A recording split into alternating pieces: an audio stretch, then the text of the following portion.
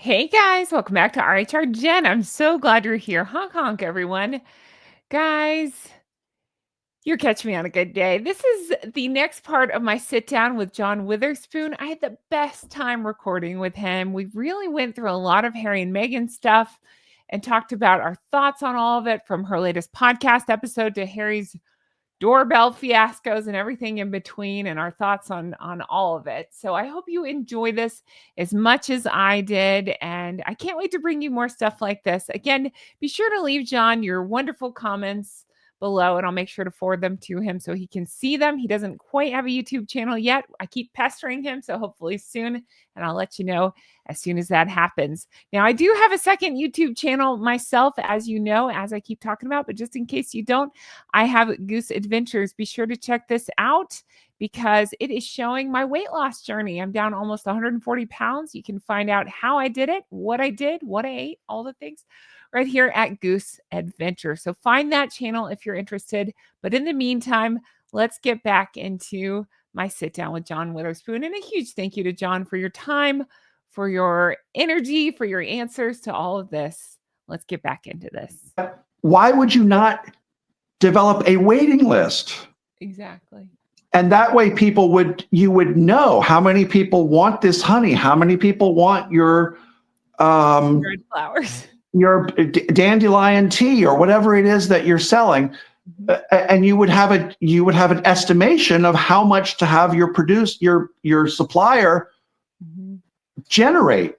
Right. But what a waste. How much raspberry sputum, right, whatever they call it, how much of that stuff should we make for the next round? She hasn't done that. It's just incredible. Incredible. It really is. It's the biggest flop I've ever seen in terms of just piss poor planning and just no thought put into it, while lecturing us on how to be a female founder. I mean, you just can't make this stuff up. You cannot. That's right. And I've been amazed when I have been in the consulting world.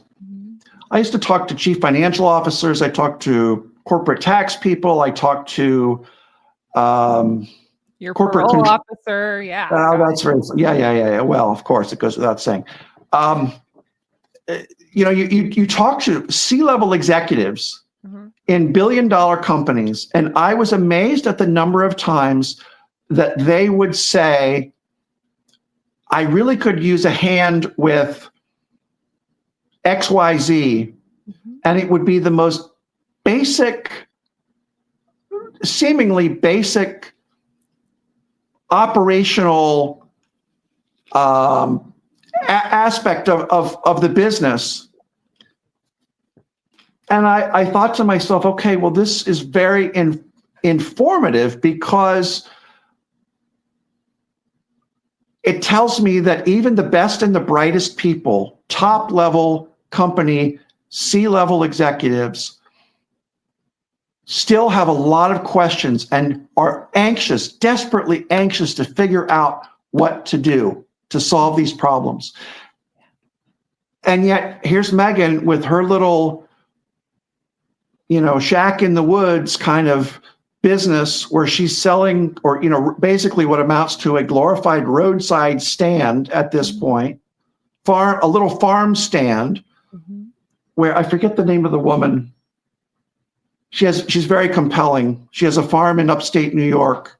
She does videos about it all the time, but she has a farm stand out, and she picks cantaloupes and tomatoes and corn and everything else. She puts that on the stand, and then when you come by and you buy stuff, you can, put $5 or whatever it is into the little slot on the top of the money box there, and then it's on the honor system. That's kind of the caliber of operation that Meghan is running. She could benefit so much just from common sense and from someone saying to her, hey, talking about elevating things, you could elevate your online store. You could elevate your product line by doing whatever, instead of going on TV shows all the time and talking about, well, my next tranche of SKUs. I know. And every 5 seconds saying, I'm up at 3 a.m. thinking about packaging. And it's like, no, you're not. Have you seen the packaging? It's ridiculous. It's just saying these things where the words and actions don't match. I totally agree with you. It's so true. And, her new thing now, and shout out to Cheer Denise, another DC-based YouTuber who is fantastic. If you haven't seen Cheer Denise's content, she's really funny and she's very, very compelling. And she works very hard, which I respect a ton, as do you, Jen, and a lot of other people. So, but hey, if you guys watch Cheer Denise, go put Hong Kong in her comments so she knows this. There you go. Yes, absolutely. And she'll be like, who are these? Yeah. My audience, all these weirdos. Come over here. That's right. I want to be friends with her. You recommended her and I love her too. I think she's fantastic. So yeah. Yeah. Well, she did a very compelling video just in the last day or so where she was talking about this apparent surprise that Meghan had about being a mom. And the thrust of her comments was Meghan thought that somehow being a mom was just going to be sort of just one more thing in the course of her daily life that was going to take up a little bit of time on the side. And apparently having no concept of the fact that being a mom is a full-time job. Right. Your whole life revolves around it. Yeah. Yes. Especially when before the kids are in preschool or nursery school or whatever it is.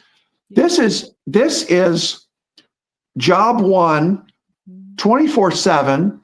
Yeah. It will be massively inconvenient. It will be massively joyful.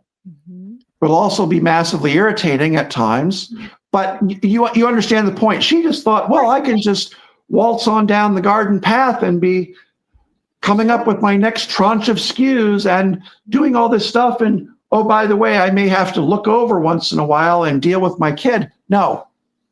So again, just the level of self-imposed, self-infused misinformation. Right. And the delusion is just mind-boggling. It really is. But let's pull out for a second and think about it. She's saying that to try to be relatable. Like, I'm just like one of you guys. Right. Okay. Right. But again, I am a mom who's been there as a stay-at-home mom for the first bunch of years of my child's life. I get it. Right. And so I call bullshit on what she's saying in terms of she had to help, allegedly, supposedly, from what I could tell, every picture you'd see, she's surrounded by people. So go ahead and talk to me, Meghan, about what it's like to be up at 3 o'clock in the morning with a baby barfing on you. You know what I mean? Like, you have no idea what you're talking about. Yes. And I have a friend who had 3 little kids. She's an attorney. She was making well into 6 figures salary. She was working for, I won't say the name, but she was working for a very well-known American defense contractor / airplane manufacturer. That probably just gave it away. But anyway, she just said, listen, Allegiant. My kids are... That's who it is. Allegiant. No, that's an airline, not an airplane maker. But anyway, she said, look, here are my priorities.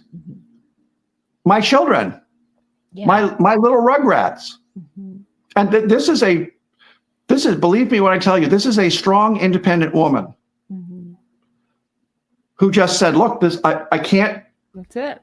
This is not a either or. This is, these are my children. The whole reason that I'm here as a mom is to dispatch these children into the world in a way that is going to make the world a better place.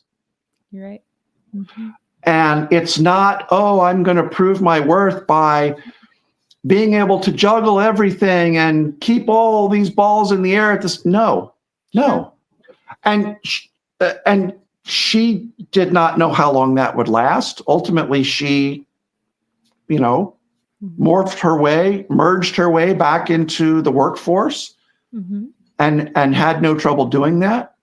But she did not buy into this perspective of, I can do everything at once. And yeah, I just think that's, and she, unlike Meghan, Mm-hmm. she did not work from home. Mm-hmm. She did not have a nanny and a cook and her mother-in-law on site Mm-hmm. and a driver to go run errands for her and pick up her dry cleaning and pick up the groceries. No, Mm-hmm. it was all, and these were, I mean, she tells stories to this day about, well, I've even asked her, I said, you had 3 kids, Mm-hmm. 2 of them are twins. I think the oldest one was 2, and then she had 1-year-old twins. I said, tell me, I'm dying to know. When you went to the grocery store, Uh-huh. how did you get all of those kids into the shopping basket Uh-huh. or the trolley, as it's, again, I have to translate for the UK. That's How in the world did you get all those kids into the shopping basket and navigate the store without, some sort of disaster? Uh-huh. And she says, it was a challenge. It was really a challenge. I'm sure I'm not telling anybody anything they don't already know. But again, this notion of, Yeah. I can make all this stuff work. And Right. Well, I can't move on from this without giving a shout out to your mom. I'm such a fan of hers from everything you've said. And if you don't, I mean, I know you've been over it. If you have 2 seconds, just remind everyone how cool her job was and that she walked away from it for whatever reason. I'm just kidding. yeah, right. Waste of time. That's okay. No, Look she how was, that turned out. Just kidding. yes, she was working for the University of California at the Livermore Labs in Berkeley, California. And this was in the 1960s and so forth. And she was working on designing and assembling nuclear weapons, along with It's amazing. not Oppenheimer, but the other Edward Teller. Mm. And I mean, some really high-powered stuff. And she decided that she wanted to be a mom. Mm-hmm.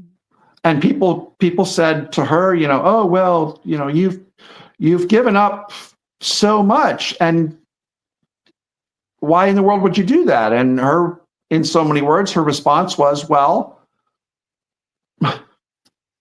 I can always go back to the lab or do whatever, but I've only got one shot to raise a family. And by the way, I don't apologize for what I've done either, because I feel like I have a pretty good track record of accomplishment, given who I was working with and what I was doing and all these kinds of things.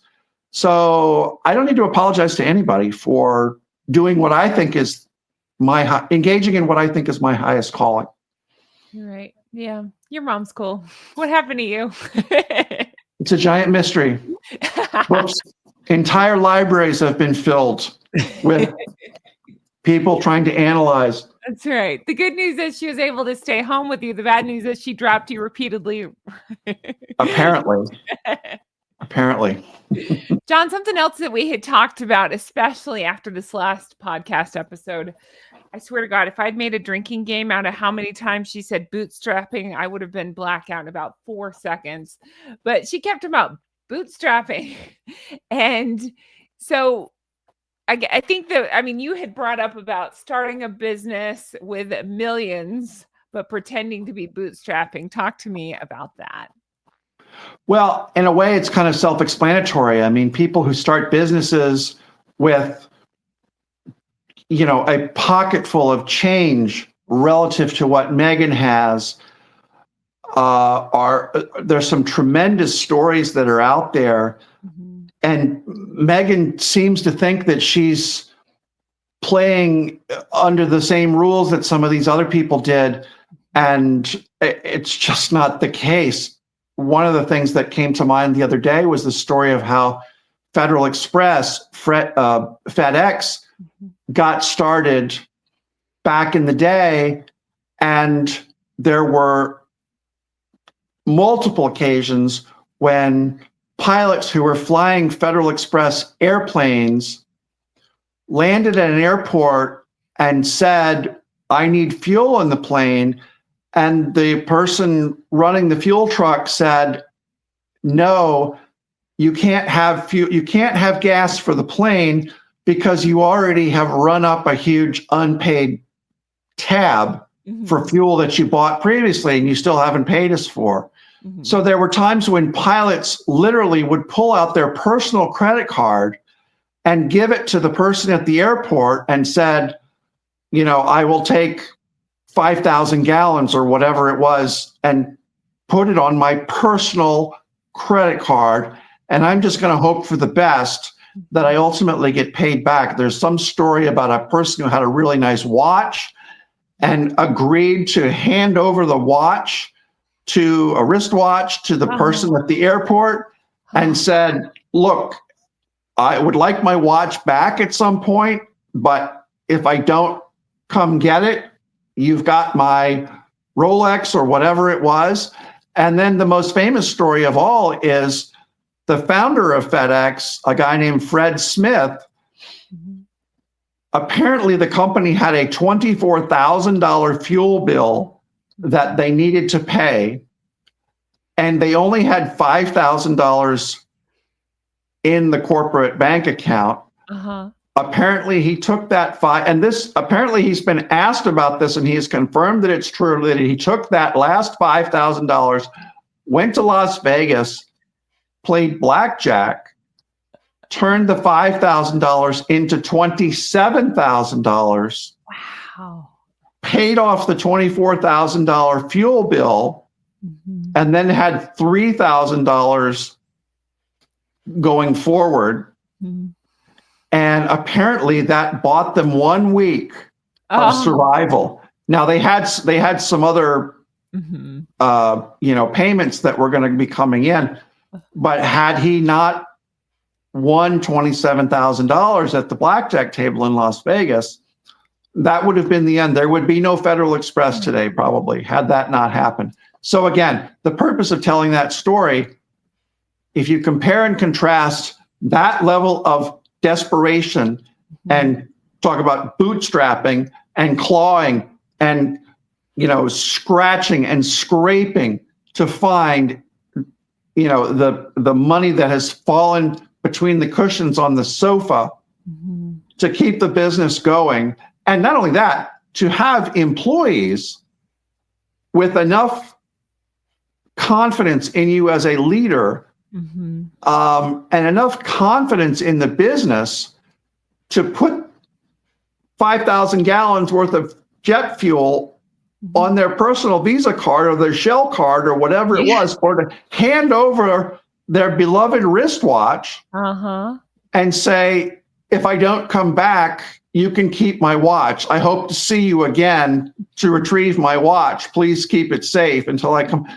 That is so far removed from what Meghan is doing that it is borderline offensive to hear Meghan talk about, oh, well, I've got so many balls in the air and so many challenges to meet. And as we've said, my next tranche of SKUs, and it just shows again the level of disconnect. That's it. Between what she's got and part of the reason why I think she's so chaotic is that she knows that there is a bank account full of presumably millions and millions of more dollars that she can just use as monopoly money. I mean, if you look at the revenue, Harry getting paid $1 million for being the chief impact officer, at the place, the Better, what is it? Better Up or Better Health, whatever it is. Yeah. One of those two. Can you imagine? No. Can you imagine? Worse off, whatever. Yeah. Being an employee, by the way, this is a rant. Can you imagine being an employee in that organization and getting paid whatever? And here's Harry. Here's $1 million for no reason. There you go. I'd be like, I'm sorry, this place is not being well run. I'm going to find another job. Mm-hmm. That would be my perspective on it. Anyway, Agreed. It just boggles the mind to think about all the money and resources that Meghan has. She could hire good help to advise her. Mm-hmm. She could buy the best consulting assistance available, and it exists. It's out there. It's not hard to find. And yet, mistake after mistake, after false start, after flub, after whatever. It's just fascinating. Absolutely fascinating. You're right. So this last episode, that was exactly it. This girl that she had on was talking about, she got into making scrubs for healthcare workers. Mm-hmm. And she had to hustle because they had no money. She had to stand outside of ERs and sell to doctors and nurses on shift changes. So that's a real story of somebody trying to hustle for your business. Meghan's trying to make it about herself, talking about bootstrapping. But then if you pull out just a little bit, every other episode, she's bragging about partnering with Netflix. So which is it? You know, like, which is it? Right. She can't. I think this goes back to a point you made before, which is it just stands, which is she just says things. She just says whatever she needs to say in the moment to get the, ooh. But then when you really look at it, none of it doesn't go together. It's not cohesive. It does not make sense. So. That's correct. And again, the gratuitous use of the business culture vocabulary words, again, the tranche of skews, and there are other multiple examples of other times when she talks that way. Mm-hmm. People who have actually been in the business world listen to that and they think nobody speaks that way. You just don't. You just don't. And the people who are her customers, her likely customers, they hear that stuff and they just think, I have no ability to identify with any of this stuff. Mm-hmm. You know, and people keep talking again about Pamela Anderson and Martha Stewart. And the reason that those, and Julia Child, the reason that those entrepreneurial people were so good at what they did was that they brought a special and unique skill that other people could learn, and they brought likability and personality and relatability in the process. And that's why they succeeded. And Meghan is lacking all across the board. She's lacking in product quantity. Mm-hmm. Again, still sold out. She's lacking in what people perceive and people's opinion is of quality. Uh-huh. And she's also lacking in the likability. People, I have never heard anybody say, oh, yeah, Meghan's business. I've been desperately waiting for the next stuff to be released. I can't wait. I wonder what's more dried flowers. That's right. Right. Yeah, it's remarkable. Yeah, I think that's it for our list. Any other thoughts as we wrap this up? Anything else on your mind about these two? Well, I think it's always helpful to sort of pull back, pull up, whatever, take a 50,000-foot view. My personal opinion is that the world of Harry and the world of Meghan, this is in the aftermath of the BBC interview and the Doorbell issue in the UK, plus the continued hair-pulling, I want to put a stick in my ear nature of Meghan's podcasts. Yes. I think the whole Harry and Meghan collective enterprise, the world of Meghan and Harry, the SS Meghan and Harry, is taking on water at an increasingly rapid rate. I think the things that people have projected for so long about Is their relationship going to stay together? Are they each individually and collectively going to succeed as important, relevant mouthpieces for certain causes? I think people are so tired of the two of them that it's building up to a critical mass. Meghan's inability to stop posting on Instagram is absolutely remarkable. I used the last time we talked, Jen, I used the analogy of she's rowing her rowboat faster and faster and faster. There is a limit to how fast you can row the rowboat. Using a lot of boating analogies. I don't know why. Is it yachting? It's because you wore blue. It's because the water, right? It's the yachts. Yeah, no, but I think people probably get the point. I think that the boat is taking on water now to the point that it's going to get worse and worse and worse. People have always talked about, when is this going to all reach a critical mass? I personally think that it is reaching a critical mass. And it's not only as far as Harry and Meghan are concerned, it's also, I'm aware of 3 and maybe 4 Megxit YouTubers who have just said, in some cases kind of on the spur of the moment, I need to get this baloney out of my head. I do not want to hear any more about Harry and Meghan for the time being. And it's not just, I need some time away. It's, I'm actually going to get on an airplane and go somewhere where I can sit on the beach and do nothing but watch the ocean. That is what I need to decompress. Yes. Decompress, take my brain out, wash it, clean it of all of this mess, stick it back in, and then think about, I mean, I'm not exaggerating, 3 or 4 YouTubers who talk about Harry and Meghan. Disney and did this, yeah. Okay, fair enough.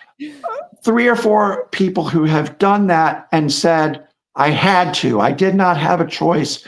I wanted to really think seriously about what this was doing to my mental health. And I know if it's bothering the creators that much, I guarantee you there are members of the audience, and I've seen it in the comments, like, I can't listen to this anymore. Yeah. I can't. Wake me up when it's over.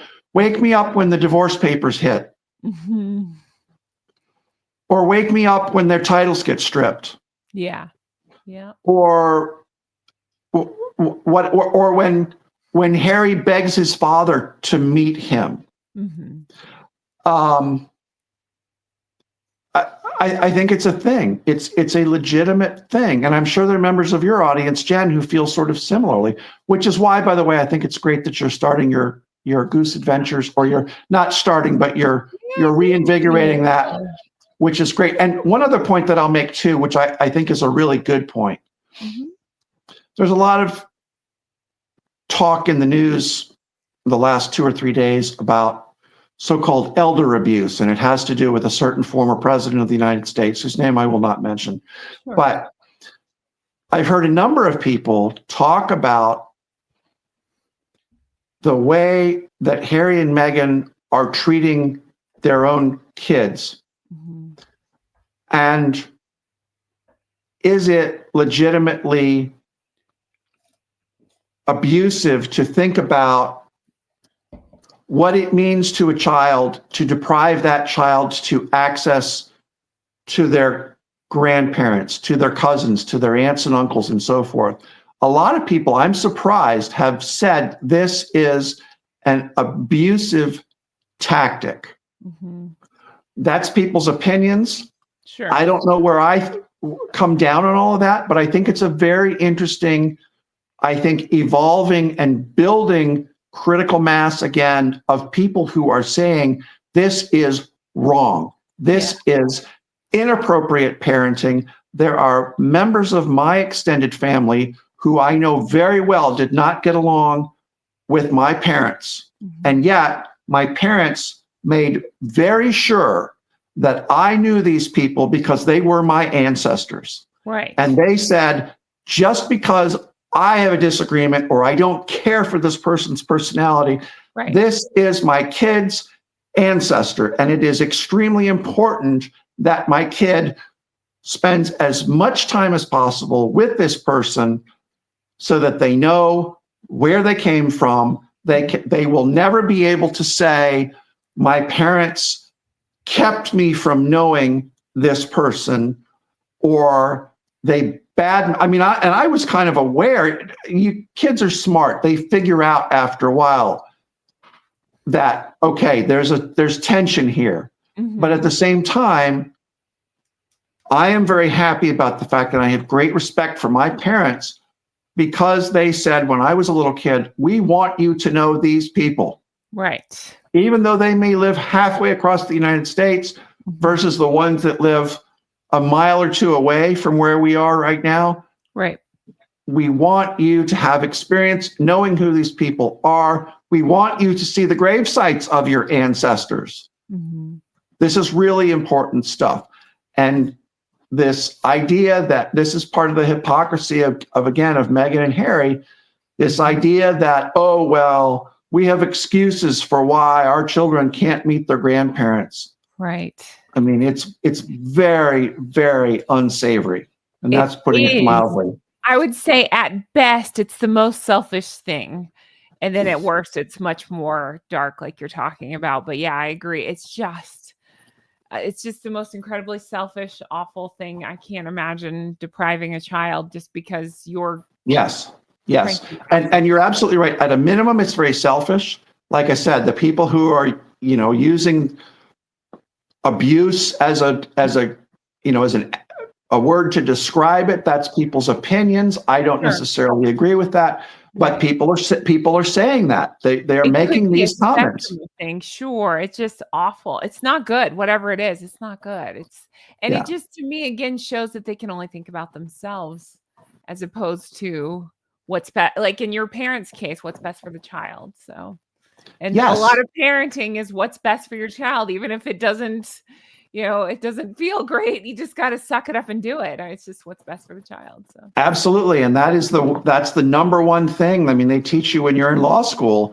In family law, the first thing the judge wants, whatever your problem is with your other family members, the first question that the judge wants to know is, are there kids involved? If so, how many? And number three, how is what you're asking me to do, how is that going to play in the lives of your children? Mm-hmm. That's exactly how it goes. As it should be. Yes, of course. That's best interest of the child. And when you take the bar exam to become a lawyer and get your license, they tell you right off the bat, if you have a family law question that pops up on the bar exam, if you say the magic words, which are the best interest of the child, you are well on your way to getting a lot of credit on that question. That's good. Uh-huh. If you leave that out, you're going to have a lot of trouble. Sure, that makes sense. So, gotcha. It's genuinely the best interest of the children, and I think a lot of people are not only surprised but offended by the way that Meghan and Harry are handling that aspect of bringing up their children, especially in light of how often Meghan in particular talks about, I want them, what was it that she said? I want them to know that I was the best, most loving, most concerned mother that they could possibly have had. So I'm sending them emails every night. It's like, first of all, how many days go by the time you're 10 years old? That's 3,600 emails that your mom has written. Right. Are you kidding me? An email I hear, and I just think that is the most cold and personal. I actually have handwritten letters to my Gosling that if God forbid something happens to me, she can go back and read. not every day, just important milestone notes and stuff. I think something like that makes sense. I can't imagine sitting down, dear Gosling, today I got stuck in traffic. Right. Yeah. Right. Today Well, I and you got know what? mad at you. And you know what? I still remember when I reached a certain age, Mhm. I remember my parents saying to me, they introduced me to an uncle, and they said to me, if anything ever happens to us and you're on your own, Yeah. Uncle Larry was his name, Uncle Larry and his wife, Aunt Ellen, Mhm. they will take care of you. And that's a little bit, I mean, that's a difficult conversation to have with a kid because you don't want the kid to think about a scenario like that. But at the same time, Mine you had kind of that with have to me. have that Yeah. conversation and say, look, these nice people, That's one right. of whom happens to look almost identical to your dad, by the way, which is neither here nor there, but it was always a source of amusement to me. Uh-huh. Your Uncle Larry and your Aunt Ellen Mhm. are going to take care of you and everything will be okay. That's right.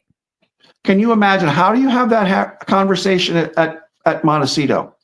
Your uncle hairstylist and your aunt makeup artist, like, because she calls just acquaintances aunts and uncles for the kids. Right, But I right. agree, and my parents had the same conversations with me, and at the time, I remember getting upset, but now I think about it, I'm like, "Damn, they love me so much, they were planning, God forbid."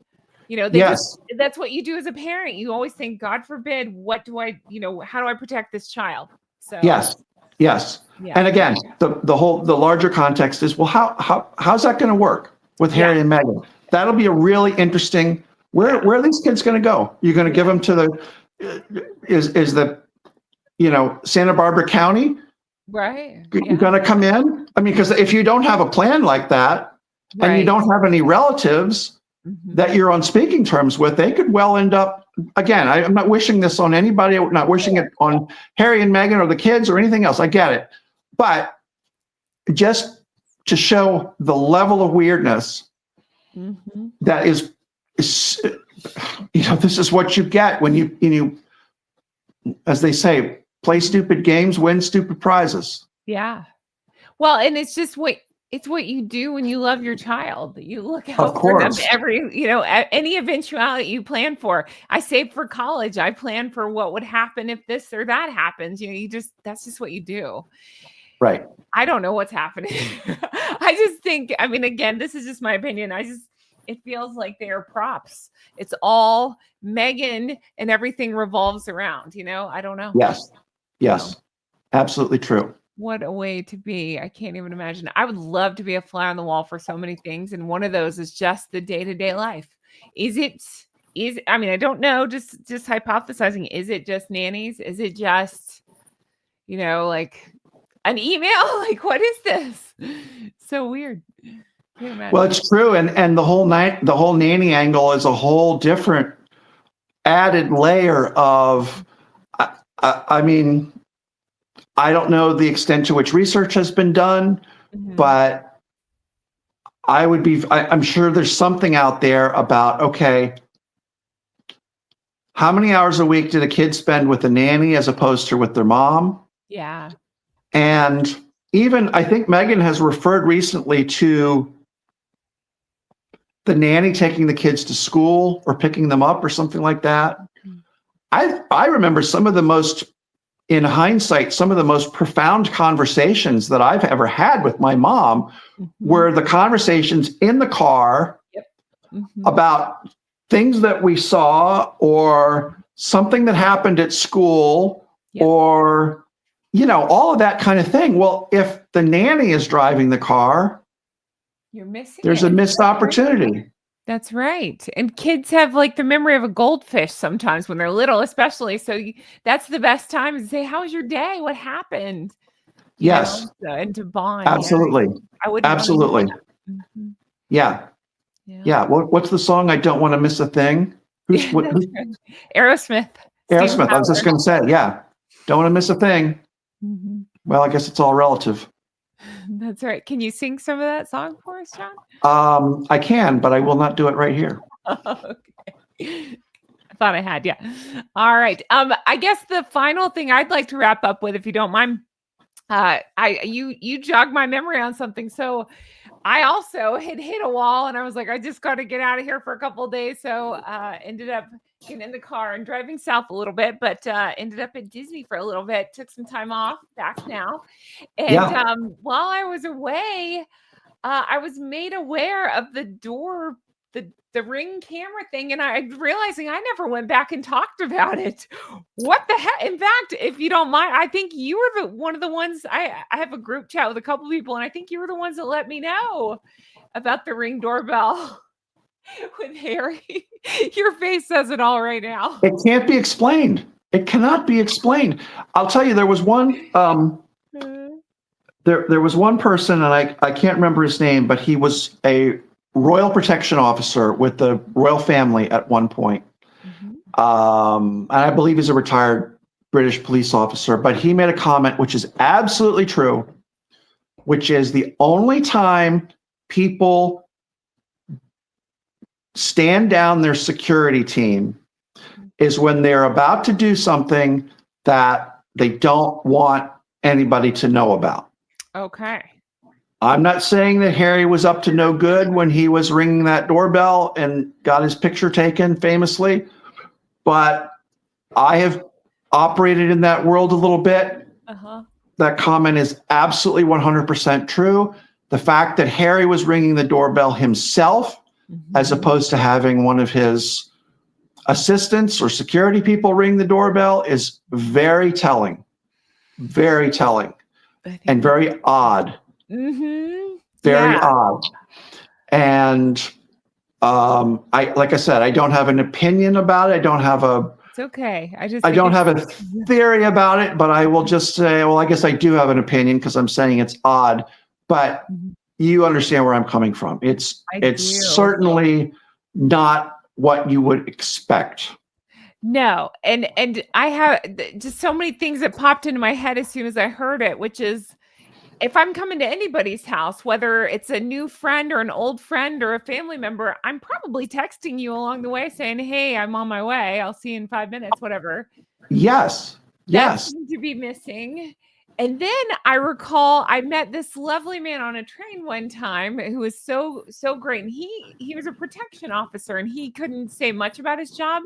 But one of the things that he mentioned that he does is he goes ahead of his client, his high profile client, and will check out wherever they're headed.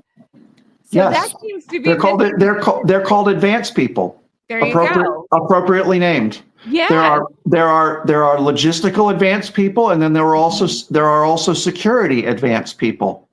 Yeah. The logistical people say, are there enough chairs around the table, or seats in the auditorium? Does the lighting look good, et cetera, et cetera? This has all been planned out a day or two in advance, or even minutes in advance if you're going to go to a restaurant or something. And then the security people come in, or the security person comes in and says, okay, do I like the looks of the crowd that's in the restaurant? Does anybody look suspicious? Is there a guy sitting right there who looks like he's waiting to ambush my person? Yeah. That's the way it's the way it all unfolds. And for Harry to do what he did is very odd. Very odd. So again, I meant to go back and read and I didn't. So he just, for whatever reason, happened to knock on this door, and you said the homeowner wasn't even aware until they watched the footage back. Is that what it was? Well, apparently he knocked on several doors. And at one home, the door was answered by a housekeeper. And the housekeeper basically said, go away. You're in the wrong place. Stop bothering us. Or it's, some version of that. Right. And he left. And then there was apparently some conversation about, well, who was that at the door? Oh, some guy with tall guy with red hair or something. Confused. Yeah. Looked confused. And the homeowner looked at the camera and said, oh my goodness, that's Prince Harry. I think. Why in the world would Prince Harry be ringing our doorbell? Anyway, the whole thing, for all the reasons that everybody has talked about, it seems extremely odd. Yeah. And It does. Even before everybody had a smartphone, Yeah. you would make a phone call. I'm coming over. Exactly. Or do you still live where you used to live? Right. Can I pop by? Right. I'm in the neighborhood. Exactly. Or Yeah. I'm in Are you town or whatever. You home? call from the hotel ahead of time. Yes. It's Is this just a good time? Where should I park? Any number of things. Yeah. yes. And then the person, invariably when you do things like that, the person would say, this happens all the time. It's like, oh, but the doorbell is flaky. Yeah. So, bang the hell out of the door Uh-huh. because otherwise I won't hear you. Perfect. Yeah.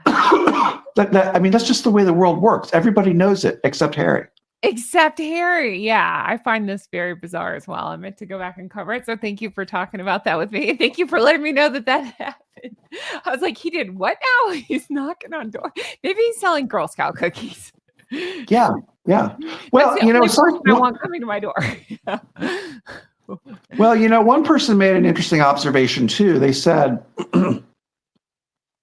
when he, and again, this is all just speculation, opinion, and all that stuff. But if you fly private, which you can do from the U.S. to the U.K., you have a little bit more leeway in terms of having your stuff searched when you get off the plane than you do if you fly commercial. Mm-hmm. But regardless, if there's something that you should not be flying with, sure, you let your imagination run, and you decide that you want some of that something after you get to where you're going because you didn't want to drag it through U.S. Customs or British Customs, whatever it is, then you might act a little bit odd in your quest to get your hands on some of that something. Uh-huh. And so one of the opinions that's out there is that, well, maybe he was looking to find something that he was not able to travel with. That's a theory. That seems to make sense to me. Who knows? But why not?